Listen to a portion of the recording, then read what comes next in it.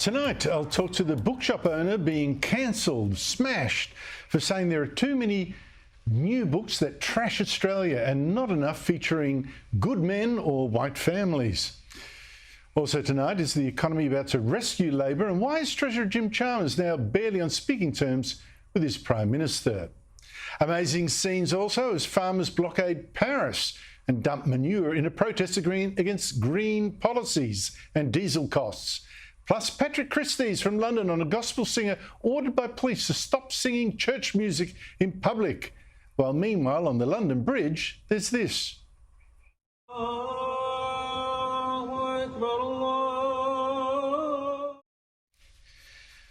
But first, Peter Dutton is right. The federal opposition leader told me here last week he's going to resist this culture war against our national symbols.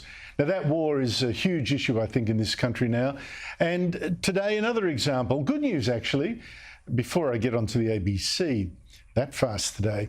In Sydney, unbelievably, a massive rock concert was scheduled for Anzac Day, right in the CBD, the Domain, featuring acts like Blondie, Pink Floyd, Alice Cooper, gates to open at 11:30, right when there's supposed to be the annual Anzac Day parade to honour those who lost their lives fighting to defend this country and our values.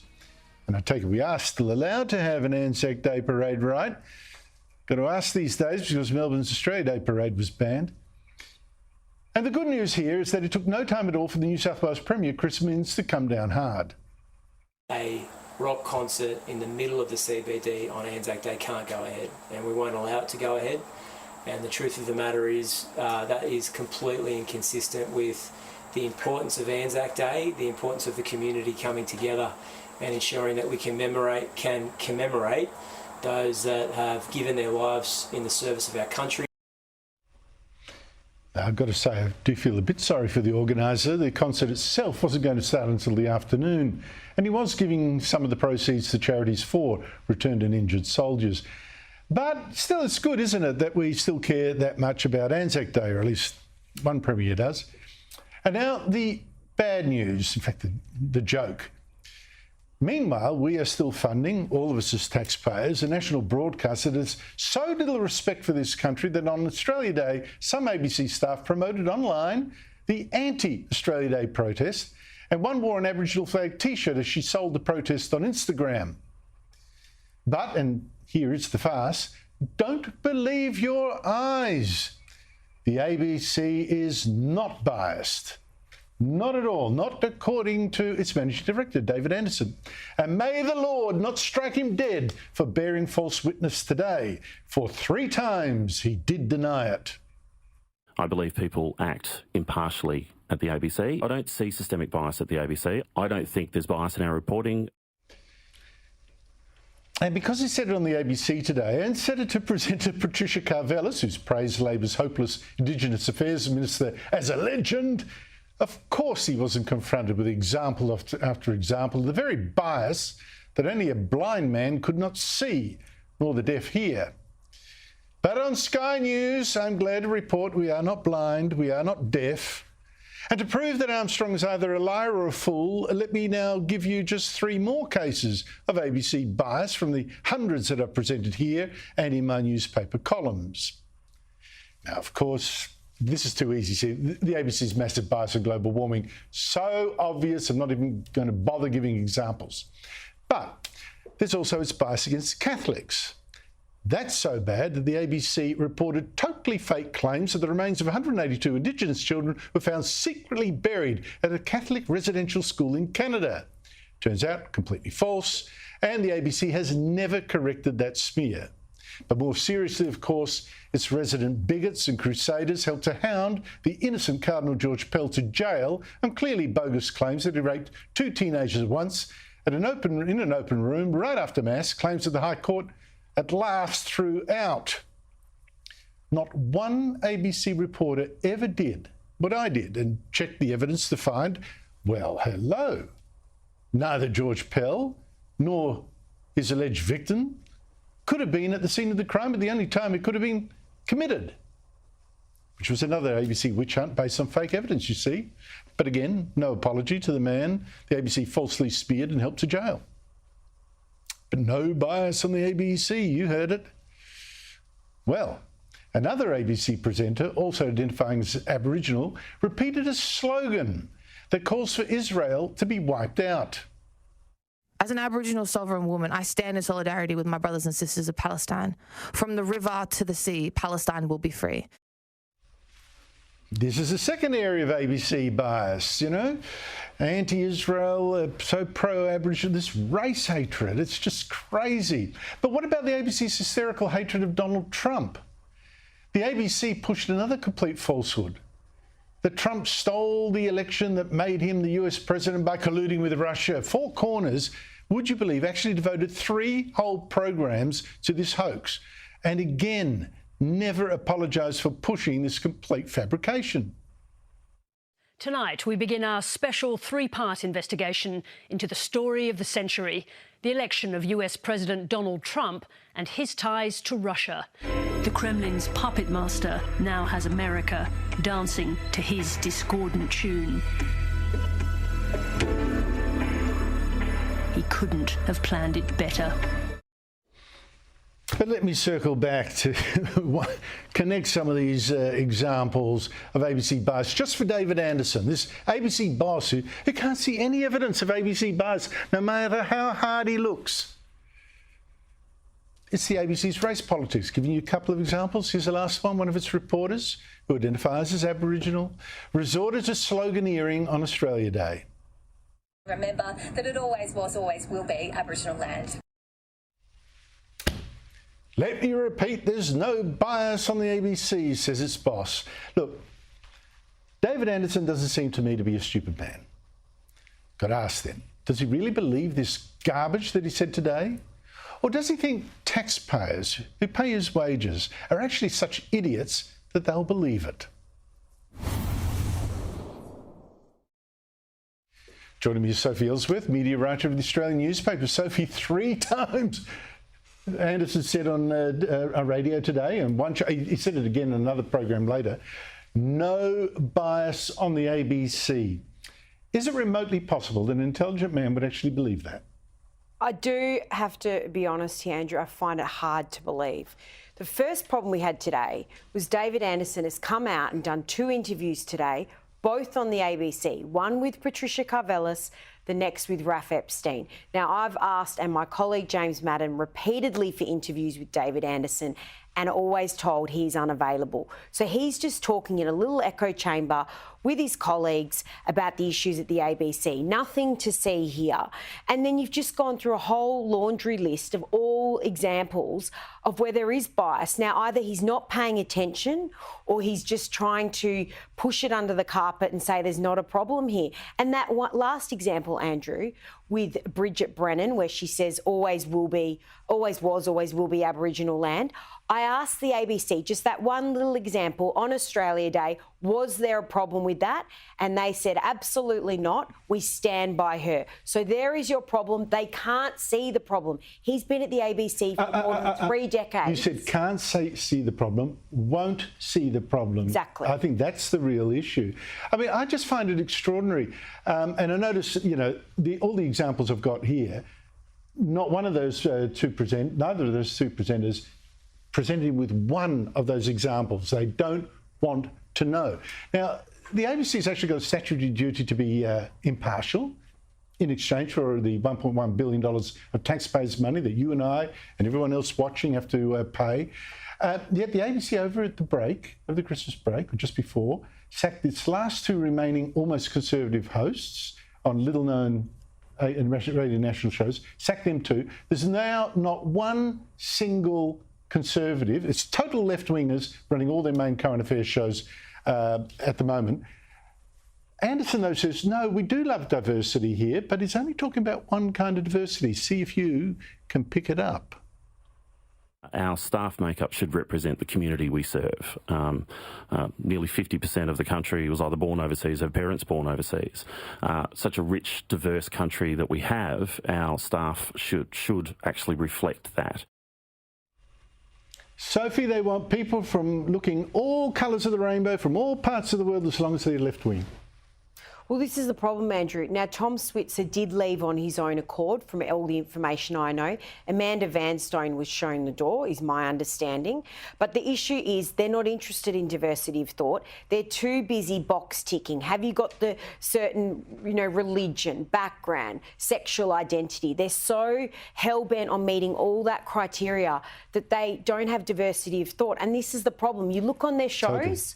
and you just see this sway to the left, and they just are ignoring it. I cannot see, Andrew, unless you can tell me how, Kim Williams will turn this around, the new chair. I think he's got the brains and he knows his bias. He could do it. It's just whether he will want to do it, because life will become difficult, and whether they'll let him do it as chairman. It's not the MD, but we shall see. Sophie Ellsworth, thank you so much indeed for your time. It's a disgrace. I mean, really, if they want to pick people of every ethnicity, I can't remember the last time they hired a Dutchman to front one of their shows. Ik spreek Nederlands, I'm Dutch background. Pick me, as hell. Pigs will fly. The economy, it might just swing Labor's way before next year's election. Don't want to scare the Liberals, but you have a look. Unemployment is very low, and today inflation fell by a lot, from 5.4% to 4.1% in the last 3 months of last year. That's not far off the target of 3% maximum, and then you can start hoping interest rates will go down again. Now, the Prime Minister's also banking on voters forgiving him for being a liar, for tearing up the stage 3 tax cuts. He promised again and again before the election, and to change it so that people over $146,000 a year get a lot less, and people under that get a little more. And now it's defying the Liberals to oppose what is done. They are saying, Peter Dutton and David Littleproud is saying that they want higher taxes for 12 million Australians. Joining me are Cameron Milner, former Chief of Staff to Labor leader Bill Shorten and now Director of GXO Strategies, and Michael Costa, former New South Wales Labor Treasurer. Michael Costa, inflation much lower, things are looking up for the country and for the government, or not? Well, I think that was good news today, and we should be thanking Phil Lowe. I mean, this is a confirmation of the strategy he pursued in the face of criticism from this government, if you remember the amount of pressure he was under, but he stayed the course, and we're seeing the results. I mean, look, since Milton Friedman, everybody's known that monetary policy takes a long time to work, but it does work, and that's what you're seeing. Unfortunately for Labor, I think they're in a difficult position. If they now think that they're going to get away with some sort of budget expansionary program in the face of these, they could find themselves wedged, in fact blamed for a delay in interest rates coming down. So I think they're in a bit of trouble from a policy point of view, even though the news is good from an economic point of view. Well, and then there's, Cameron, then there's a broken promise, right? Yes, it's a broken promise, but there are two issues here, aren't there? One is that the lying, right? The lying is one thing. Even if you like what they've done, there's the lying. And I just wonder, now that they've done this, might they break a few more promises?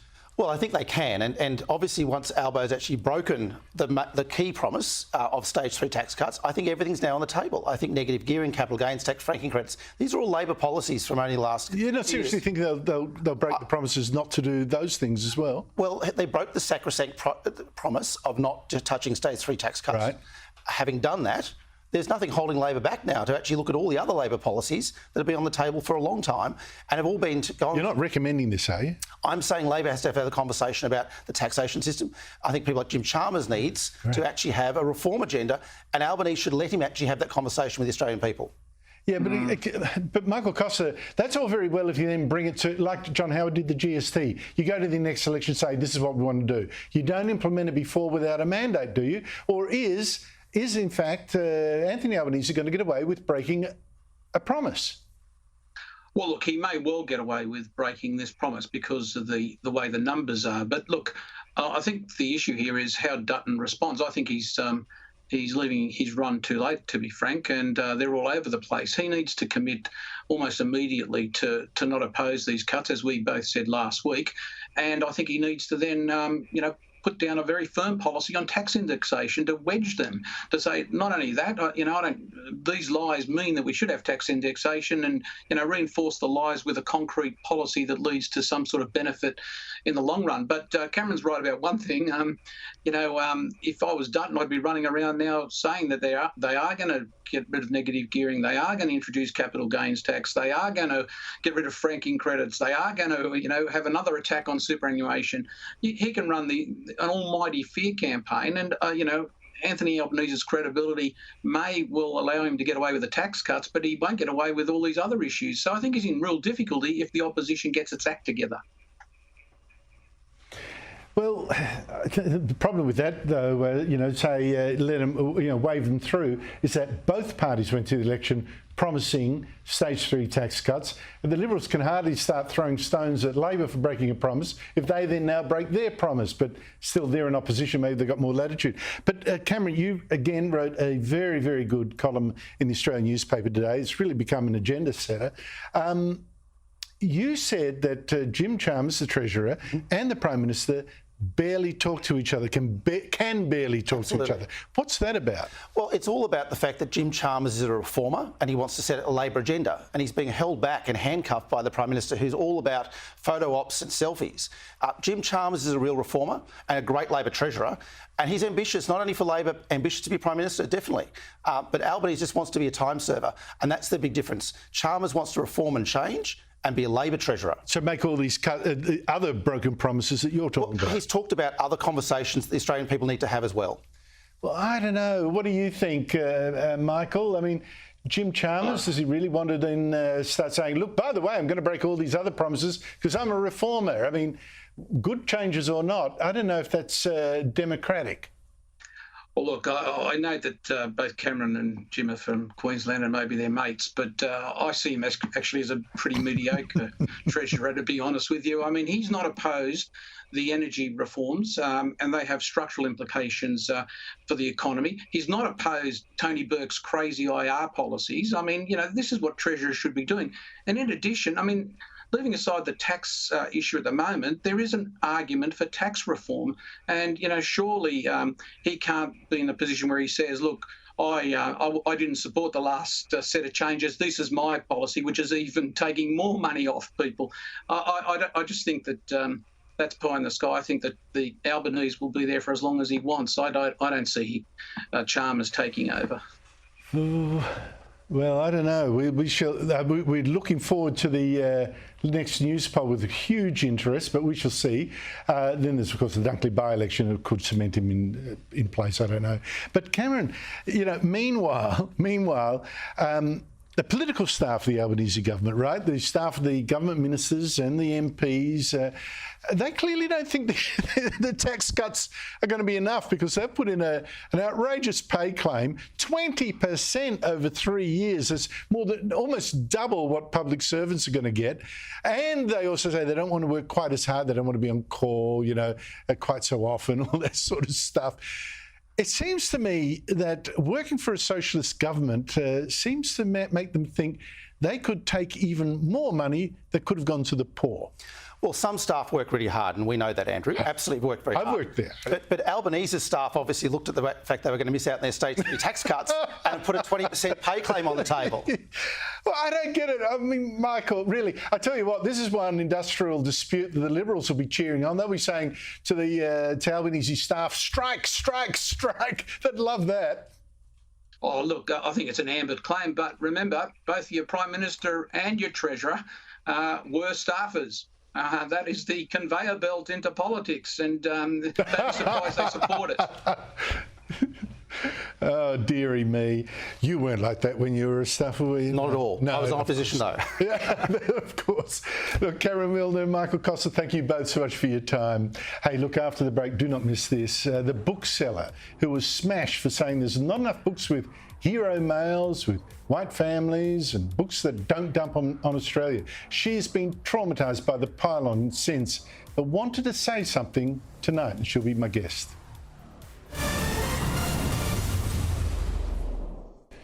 Now, it took her a couple of days to get the courage, because this pylon has been so savage, but bookseller Suzanne Horman has agreed to give her first interview, and here tonight. Her first since she became a hate target of trolls and some in the book industry, activist types, for a couple of tweets she wrote last month, mind you. Now, Horman is the owner of Robinson's Bookshop, actually a chain of bookshops. Last month, she complained, what's missing from our bookshelves in store? Positive male lead characters of any age, any traditional nuclear white family stories, kids' picture books with just white kids on the cover, and no wheelchair and rainbow or Indigenous art. Plus, non-Indigenous Australian history. We need better stories. She then posted books we don't need. Hate against white Australians, socialist agenda, equity over equality, diversity and inclusion. Read as anti-white exclusion. Left-wing government propaganda. Basically the woke agenda that divides people. Not stocking any of those in 2024. And she said, I am advocating for a substantial shift in the focus of Australian publishers to be in line with public opinion and requests for books and for what is good. We aren't going to stock books that intend to cause harm and make Australians hate each other. Suzanne Horman joins me now. Suzanne Horman, thank you so much for joining me. Why did you write those tweets? Thanks for having me on to explain myself. Before I answer that question though, I think I'd like to just say to all of the really hardworking and passionate people in the book industry, and we are a very small, tight-knit community, that I'm, incredibly sorry to have created all of this fuss and to have worded something that is actually a very important issue so poorly, so that people couldn't actually hear the message of what I was trying to say, because it is actually very important that we have books for everyone, and it's always been the philosophy of Robinson's. Yeah, but that was never in question. I mean, I saw one of the people criticising you was someone with a disability who actually admitted that you'd helped her a lot and put her books on sale. So I don't think that's really the issue. People saying that, it's false. But from what your answer, it sounds to me that you've come under a lot of pressure. Oh, absolutely. There's been a lot of pressure from some very loud people who probably have some reasons for escalating the issues that they believe in. From my point of view, I want to talk about the gap that we have in the market, and that's always been my purpose in this conversation. So I have been at Robinson's for 17 years, and through that time I've been sort of the main person doing a lot of the book buying, whilst I do have a few wonderful people helping me. So we see about 4,500 new books every month. And so over the 17 years, I've actually seen nearly 1 million books and reviewed them, whether to put them on the shelf or not. So I feel like I have a fairly good insight into the market and probably a lot of experience looking across a wide range of the whole market and all the publishers lists that most people in the industry just don't have. Look, who could better tell what's for sale and what's not than someone who's looked at 1 million titles in her career?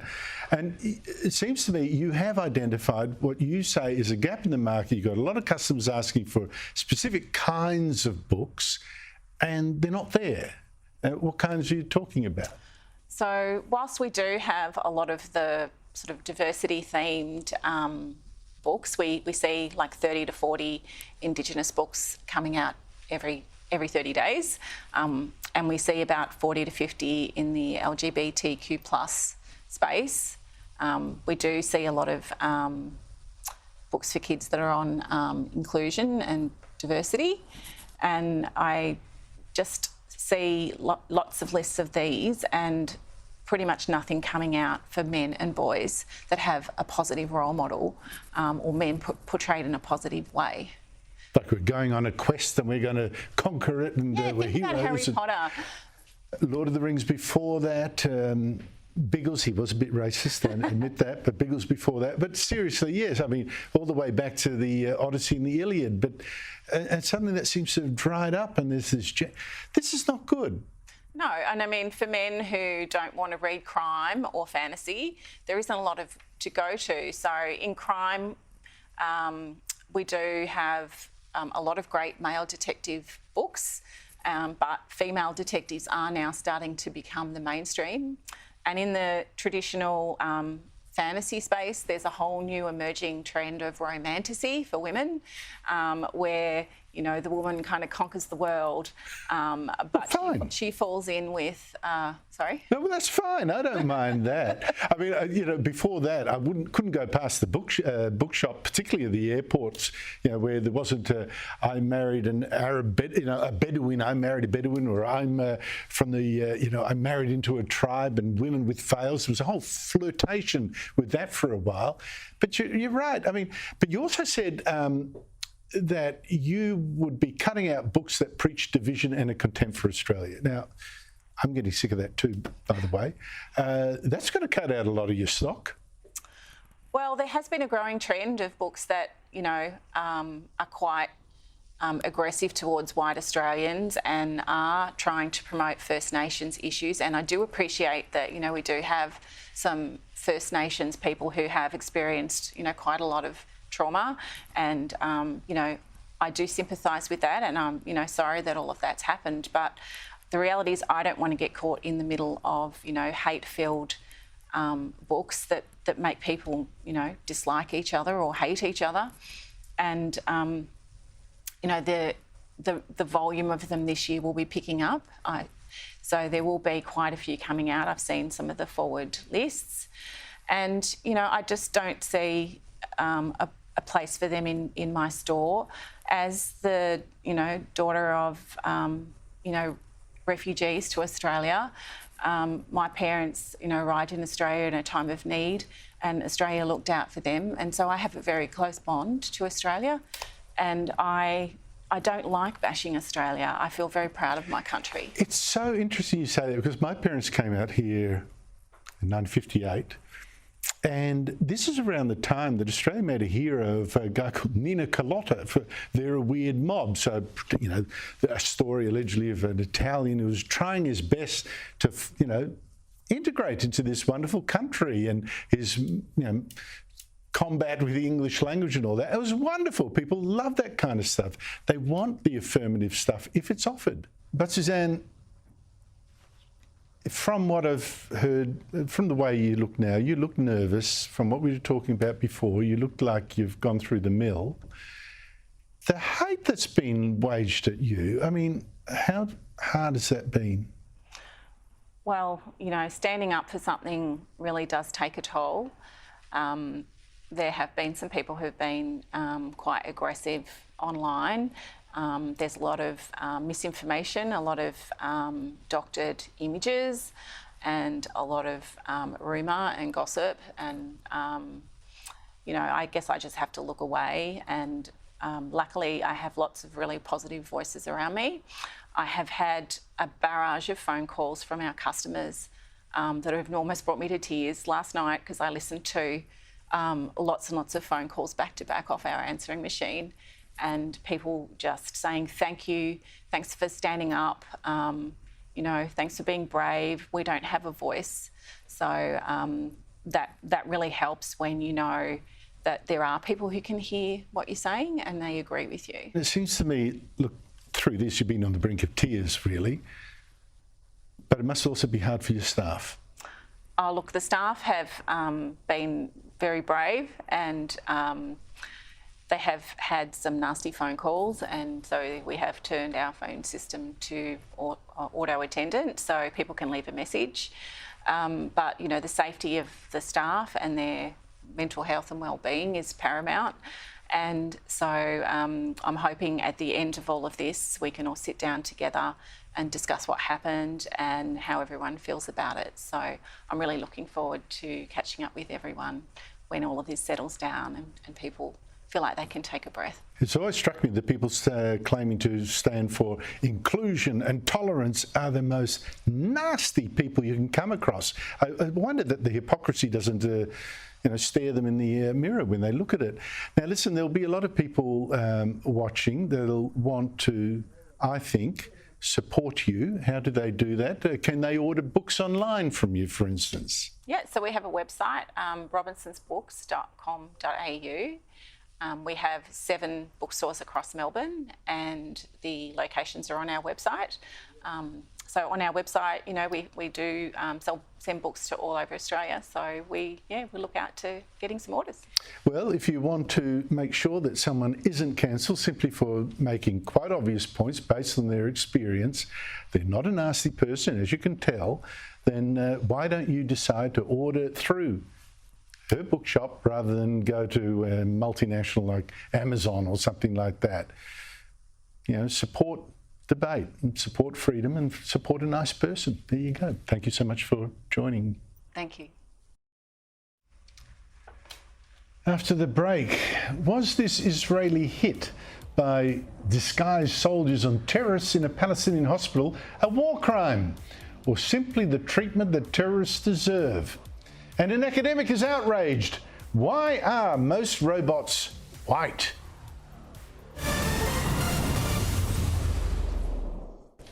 Well, how interesting. Caught on TV. CCTV, in fact, the kind of daring counter-terrorist attack you normally see only in TV shows like Fauda, great show that.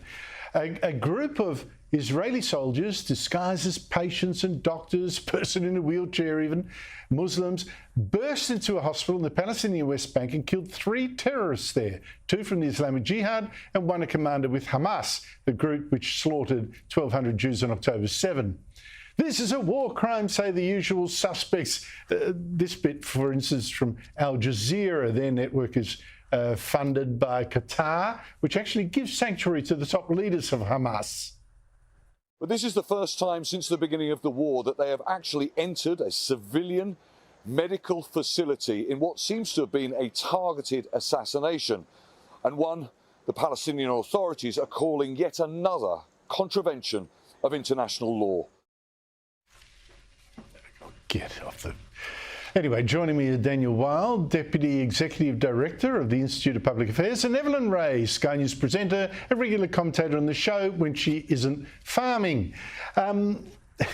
Since I'm looking at you right now, Evelyn, an attack on a hospital. I heard one legal expert on this station say, well, look, the Israelis should have simply arrested these terrorists over in Palestinian-held territory. Your view? Look, I'm just going to say it. I personally believe in capital punishment. I think life for a life, and I think that especially applies to terrorists. So, look, my only issue, and that's a big capital if I do have one, is perhaps the possibility when you take actions like this in a hospital that there could be a higher chance of innocent civilians being caught in the crossfire. But let me just add this as well. I'm sitting here in my slippers, talking to you via Zoom, and war and being on the ground is a very different thing. So I can sit here and give you my opinion, but I think there's probably a lot of ins and outs of the operation that we're not privy to. Coming from law enforcement as well, I understand this very well. We're not going to know the intelligence. We're not going to know the modus operandi. We're not going to know their contingency plans. So I can't really make a proper formulated opinion on this. I'm guessing that the targets were hit and no innocent civilians were hit. So I'm guessing that's a great success. Look, in a perfect world, in a perfect scenario when we're not in war, of course, arrest is always best. Innocent civilians wouldn't get hit and the proper course of justice. But like I said, I'm sitting here in my armchair feeling pretty cozy. So exactly I don't correct. really want to say too much more. It's like saying British commandos invading Germany in World War II should have arrested those Germans instead of killing them. But I mean, it doesn't work that way. This would have given Israel a sort of propaganda fillip after all the disasters of October 7 and also the war in Gaza going very slowly. This is something that's a real morale booster for them. I think you're right, Andrew, and as you say, Israel is at war, and I would have thought this is basic standard operating procedure for a nation that is at war. And, you know, based on reporting, which is all that we can go by, these were terrorists who wanted to inflict potentially significant damage on Israelis or Israel itself. So these were people from operation. The Islamist groups that committed the atrocities. Both of them still hold hostage. I mean, what the hell? It is a war, guys. They started a war. What do you expect? I mean, I just see some of the people I heard on the thing today. Evelyn, you are a farmer. Quite extraordinary scenes in Europe, don't you think? In France, you've got farmers angry at green regulations and cuts to diesel subsidies, actually blockading Paris. I mean, there's warnings that it could run out of food in a few days if supplies are stopped completely. They're dumping manure on buildings. A couple of weeks ago, it was German farmers blocking roads. Last year it was Dutch farmers, also upset about green regulations, driving many out of business. Evelyn, as I say, you're a farmer. Do you see the same kind of anger brewing here at all? I think it's important to firstly point out the cultural difference between Europe and Australia because, I mean, look at France, for example. They protest so consistently and so regularly. And I think Australians have maybe one or two protests in them, and then we're happy to throw in the towel. It's not really our cup of tea. So keeping that in mind, I do think, though, we definitely share similar sentiments and definitely similar concerns to what we're seeing the farmers have concerns over in Europe. I mean, it's a climate cult. It's a religion, and it's coming after all of us. It's super important to remember that whoever controls the food controls the world, and these globalists want us sick, they want us unhealthy so they can lock us in the pods eating the bugs, and they can line their pockets with money because of their green policies. That's super important to remember. As a farmer, speaking to neighbours, friends and colleagues and things like that, we are definitely growing more and more concerned. I'm not sure it's going to transpire practically the same way as it does in Europe because of the cultural difference, but it definitely is growing. It feels like a ticking time bomb right now. And so if there are any bomb technicians who can dismember this bomb, this climate cult bomb, please talk to me. There are many farmers who are just scratching our heads. We just do not know what to do, but it's certainly alarming and it's a red flag. We all need to pay very close attention to it. But Daniel, I look, I don't think there's a plot. I do think, though, there is a religious sort of a religious mania that's filling the hole where Christianity used to be. Let's save the planet, repent for the end of the world is nigh. And by the way, it licenses them to be bullies. You will live like I say you live. It's fantastic. Well, that's right, Andrew. And I think in many ways the UK and Europe are at the tip of the spear on these net zero policies and this climate fanaticism as it relates to farmers and farmland. I mean, we had some research out at the end of last year which found that up to 1/3 of Australia's prime agricultural farmland would need to be sacrificed for Australia to meet its net zero mandates, because you've got the solar panels. Really? Yeah, the solar panels, the wind turbines, the high tension, high voltage transmission lines that go across these farming communities. So we're very much at the start of this process that Europe is already going through. And of course, this is not just an issue in these communities. We visited 62 towns across Australia last year talking to farmers on the ground, and they say, look, you cannot operate broadacre farming machinery when you've got these transmission lines over your property. So there's a food security issue. If you think that food prices are bad now, wait until you see what happens after we have these renewable energy zones imposed. So this is a massive issue, and I think a sleeper issue in so many communities in the region. Well, you're really seeing some of the protests against wind farms and and the massive transmission lines to hook them all up, really building steam. I mean, it's quite incredible. In fact, I'll talk to someone tomorrow, yet another protest movement about the visual vandalism that's being inflicted on them. It's really quite extraordinary when you see it. But Evelyn, you do wonder, don't you? I mean, a lot of this global warming scare is pushed along by academics who really should know better, some of them. But then there's others that you wonder, how on earth do they have a job? I'm talking about a professor of sociology from the University of Pittsburgh who's just published this essay on the conversation, which I don't know why we do, but it is funded in part by Australian taxpayers. Why are so many robots white? Now, spoiler alert, it must be the racism of the white inventors, I guess. What do you make of that? Look, Andrew, as a white person myself, I would like to make a formal complaint to whoever designed and manufactured the toilet. I mean, what are they trying to say, Andrew? I'm offended because I only know and see white toilets out there, okay? I mean, we could all play this stupid game. Like, really, we all could. And that's all it is. It's complete lunacy. It's outrageous. It's all tiring. But, like it's been said before, racism today is like ketchup. You just slap it on everything. It loses its flavour. It loses its meaning. And that's exactly what we're seeing. And I think we just need to toss essays like this into the bin where they belong.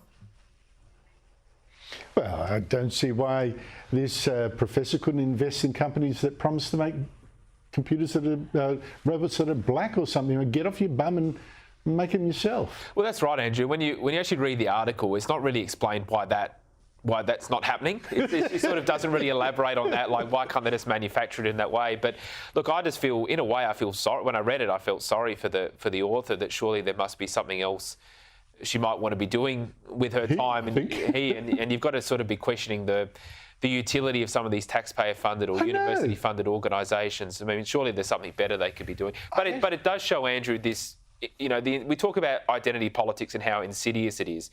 Unfortunately for some people, that is all they can see. When they look at the world, that is literally what they look at. A robot and it's white.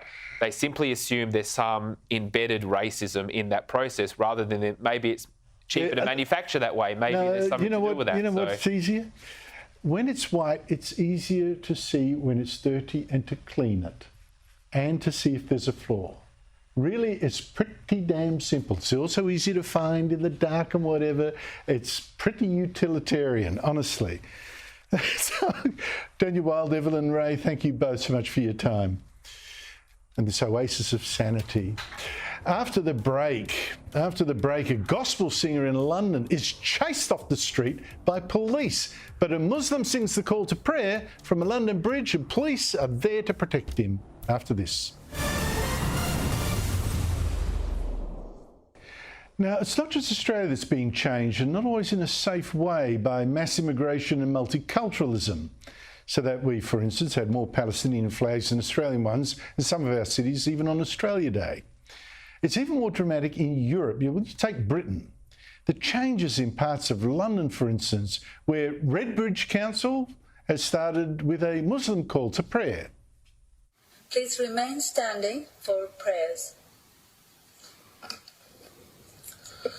أعوذ بالله من الشيطان الرجيم.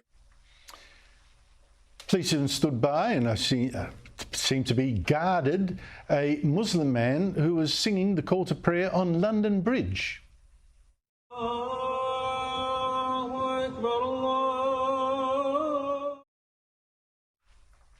Yet, in contrast, you check what happened when this busker tried to sing her Christian songs in the street. This is the busker. I know your love flows like a river. And this is the police volunteer, herself an immigrant from Eastern Europe, who told her to stop with this sinful church singing. You're not allowed to sing church songs outside of church grounds, by the way. You're not allowed to sing church songs outside of church songs or church you're not allowed grounds. That's fine. That's you're not fine. allowed. She just said you're not allowed to sing church songs outside of church. Outside of church grounds, unless you have That's a load of rubbish. authorized by the church to do this kind of song. He's not saying anything anymore. Are you saying that you don't care about the Human Rights Act? You're lost? Well, joining me from London is Patrick Christie's presenter, star presenter even, at GB News. Patrick, always great to catch up with you. You can't sing Christian songs now outside church grounds. That's obviously wrong. But how is it that this gets said by someone who's a volunteer police officer? Yeah, well, I mean, firstly, I know which songs I'd rather be listening to, Andrew. I don't know about you. But we seem to have forgotten that we are a Christian country. You've got somebody there singing a beautiful Christian song. Meanwhile, other religions are treated as a protected species. We have had video clips of people doing the Islamic call to prayer right outside Downing Street, all the way along Whitehall. That's obviously not a problem. But if you dare to sing a Christian song in this country, then you can get clobbered by the full force of the law. We have a few things going on here, don't we, really? Which is, yes, the slow erosion of our actual culture. Police officers as well. We've lowered the barrier to entry to be a police officer, and I think that really does show. The fact that it doesn't seem to matter anymore in this nation that you can essentially batter Christianity, that to me indicates the slow colonisation of Britain which is taking place. And I look forward to the shocked look on that police officer's face when she attends a Robbie Williams concert and hears everyone belting out Angels. Mate, but I tell you, immigration is changing Britain so fast at the moment. And as you say, immigration, and here too, is for some communities, because of the pace of it, turning into colonisation. The latest government statistics show that immigration in Britain is now much, much more than predicted. So Britain's population is going to reach 70 million, 11 years faster than earlier thought. In fact, at this rate, you're going to add more than 6 million people. That's 10% of the population. In just 15 years, almost all of them from overseas. That is a big change. Yeah, absolutely. It's a rapid and unsustainable change that will have an impact on every single aspect of our way of life. Of the 6.6 million people who are expected to be additionally in Britain by 2036, 6.1 million of those are going to be immigrants. Now, that's an astonishing number of the population.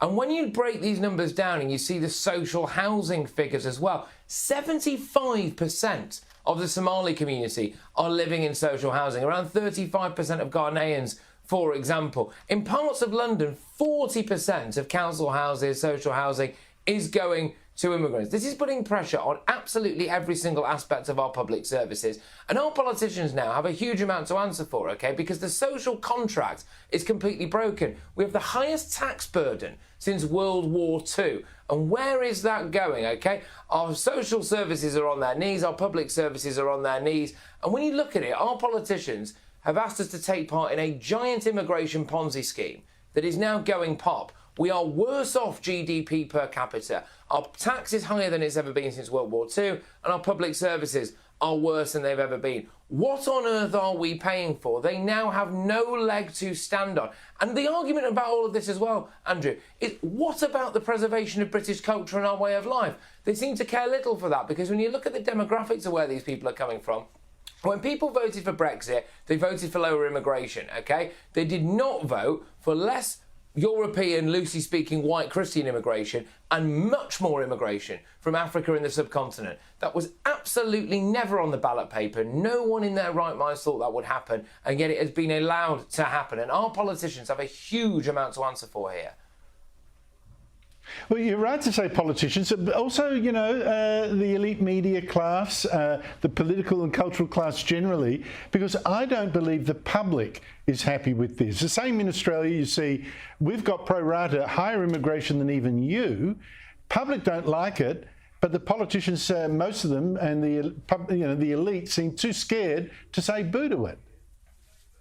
Yeah, and the best solution to this now, for my money, is to have a referendum on it. Now, I know that might seem ridiculous, but hear me out, because politicians and our media class and economists, etc., and a lot of people in the woke academia have absolutely been suckling at the teat of the idea that mass immigration can only be a good thing. They feel too scared to want to clamp down on that, and they don't think that people would actually really want it. Well, put it to a public vote, and that would give our politicians the mandate to reduce net migration drastically.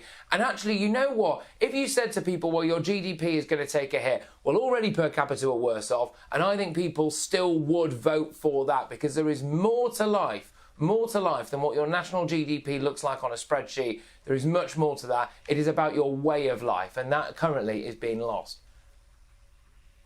Well, I think that's absolutely correct. I mean, multicultural policies that have been in the English-speaking world presume, listen, come over here, preserve your culture. Where is the culture of the host country being preserved? Where are the policies for that? And increasingly, I'm seeing that being sold out. You've got to make people feel that this is their home and not just a hotel for the passing trade. I mean, that way lies madness and social division. Patrick Christie's, always great to talk to you. Thank you so much for your time. That's it from me. Sharry Markson is next. Good night.